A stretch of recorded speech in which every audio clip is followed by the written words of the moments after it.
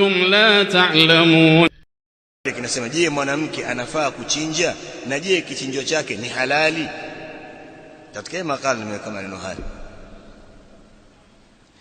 Katika majibu tukanukuu maneno ya Ibn Qudama rahimahullahu ta'ala katika Al-Mughni juzu ya 9 ukurasa 388. Amenukuu maneno akasema, qala Ibn al-Mundhir, amesema al-Imam Ibn al-Mundhir, ajma'a kullu man nahfadhu anhu min ahli al-ilm, wamekubaliana maulama wote ambao tumehifadhi kutoka kwao elimu, ala ibahati dhabihati almar'ati was-sabiyi, walijikuwa walichokubaliana juu ya uhalali kufaa kichinjwa au mnyama aliyechinjwa na mwanamke na mtoto mdogo mwenye kupambanua. Naeleza, nyinyi mjawahi kusikia kama mwanamke hafai kuchinja? Hamjawahi? Basi kwa nini watoto wadogo mkonini msina kusikia hivi? Na mambo yameenea huko mtaani. Sheikh, hujawahi kusikia? Hujawahi kusikia Sheikh?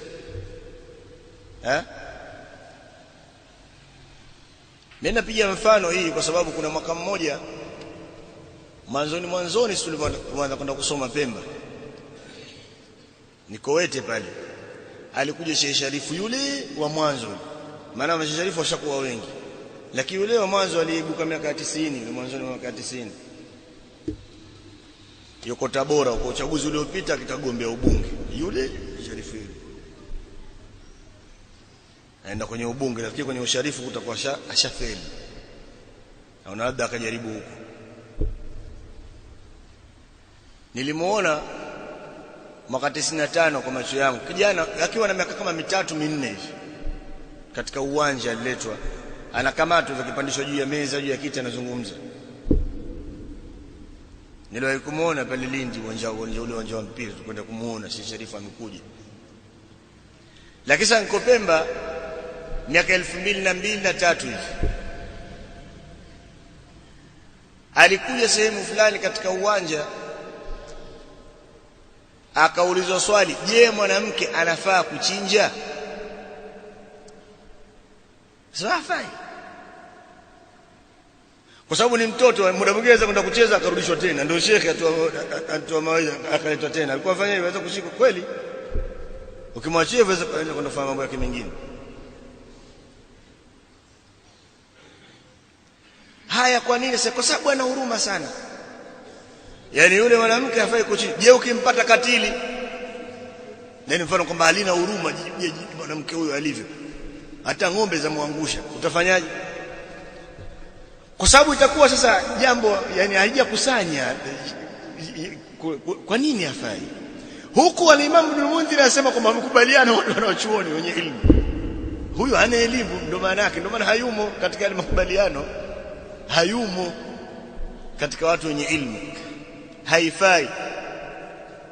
Na ndio maana al-Imam Ibn Qudama alipotaja maneno haya na alipoitaja hadithi ya yule mjakazi mtumwa yule wa kike wa Ka'b bin Malik, mwajua yule mtumwa yule ambaye alichinja mbuzi katika zama za Mtume sallallahu alaihi wasallam. Yeye alikuwa anachunga, akaona na maradhi, akaona sisi tukamkosa, akatafuta kitu kama jiwe lenye kupata lenye makali, akamchinja. Sasa al-Imam Ibn Qudama akaitaja, alafu akataja faida, akataja faida 7 za hadithi ile. Akasema hivi, wa fi hadha alhadithi fawaid 7, katika hadithi hii au kuna katika hadithi hii faida 7. Ahaduha, ya kwanza yao katika hizo 7, ibahatu dhabihati almar'ati, ya kwanza kabisa kufaa sawa uhalali wa kichinjwa cha mwanamke, mnyama aliyechinjwa na mwanamke. Dhabiha, uhalali wa mnyama aliyechinjwa na mwanamke. Wathaniyatu, na faida ya pili, ibahatu dhabihati al-ama, sababu katika ile hadithi sawa, uhalali wa mnyama aliyechinjwa na mtumwa wa kike. Huyu yumo wajua mambo haya Sharifu, kwa Baitul Sharifu anafundishwa, anasomeshwa na watu wanakuja usiku, wamevaa kanzu nyeupe, wanamchukua ndani chini ya mti malaika wawili ndio wanamsomesha. Malaika asomesha namna hiyo, okay, kama madrasa vile ya mtaani. Mashaitani wawili wamevaa kanzu zao nyeupe, nyuma ita malaika. Malaika avaa kanzu, mlimuona wapi? Sasa mbona Jibril amekuja katika umbile la mtu? Wewe Jibril atakuja kwa Sharifu? Jibril mwamjua? Hawezi kufanya hivyo. Wajua katika bid'a kuna sura hiyo mtu anaweza kuwaza hivyo kwamba anachukuliwa anapelekwa peponi ndio anakolala, asubuhi anakuja duniani. Wallahi nakuelezeni hivyo, katika mambo ya usufi hapo mambo hayo. Ndio maana kuna mtu mmoja alikuwa anaota hivyo kwamba yeye usiku analala peponi, lakini asubuhi yuko duniani mwenyewe anaishi kila siku. Alivyoeleza kujielezea kwamba analala peponi, yule mwanachuoni wa sunna akamwambia, sasa ukija kuchukuliwa kule peponi waambie hivi, hata mchana wa kesho utaka kushinda huko, utaki kurudi huko. Basi mchana ikawa yuko kule, kumbe akiamka yuko jehani, taka tele zimejaa uchafu. Kumbe analala jehani, mchana wake yuko jehani, kamba mimi nataka nishinde huko peponi, hata mchana wa kesho nisirudi, kwa sababu kila siku anaenda usiku huko usingizini. Usema umeenda peponi, mchana alibakishwa yuko jehani, jaa kubwa, yuko pale, kuna pempas, kuna nini, sio kama kuna vitu gani mfano. Kumbe ndio pepo ile anapelekwa usiku. Lakini wapo wafanya hivyo, wapo watu wanatasawwar hivyo kwamba yeye alipofikia sasa sio kama nyinyi. Kwanza yeye usiku analala peponi, sio kama nyinyi mnavyo. Wapo wanatasawwar mambo kama haya.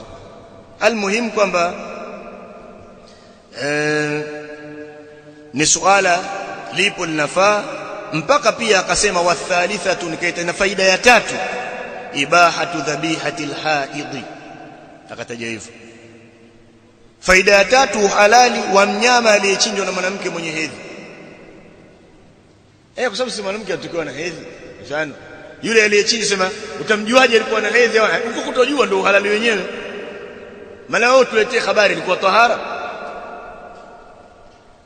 Na mbona hakuulizwa na Mtume sallallahu alaihi wasallam, umechinja kwani ulikuwa tahara? Uko tahara? Mbona hakuulizwa?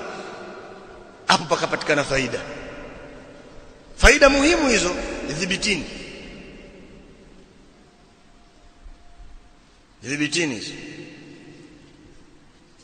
tena. Katika al-Imam al-Bukhari, katika Sahih al-Bukhari ameweka mlango babu dhabihati al-amati wal mar'a, ile mlango wa kichinjwa cha mjakazi na mwanamke. Ibn Hajar katika Fath al-Bari juzu ya 9 ukurasa 932 akasema, kaannahu yushiru ila ar-raddi ala man mana'a dhalik, kana kwamba yeye Bukhari ameuita hivyo mlango huo, anaashiria kwenye kumkosoa yule aliyekataza hilo, anamfanyia raddi. Ndio mlango ameweka hivyo, anamjibu yule anayeona kwamba haifai. Kwa hiyo ataingia Sharifu na nani na wafuasi wake pia na wengine wataingia, wamejibiwa na Imam al-Bukhari. Kumbe miaka mingi katika Sahih al-Bukhari wamejibiwa watu kama hao na watu wengine mfano wake.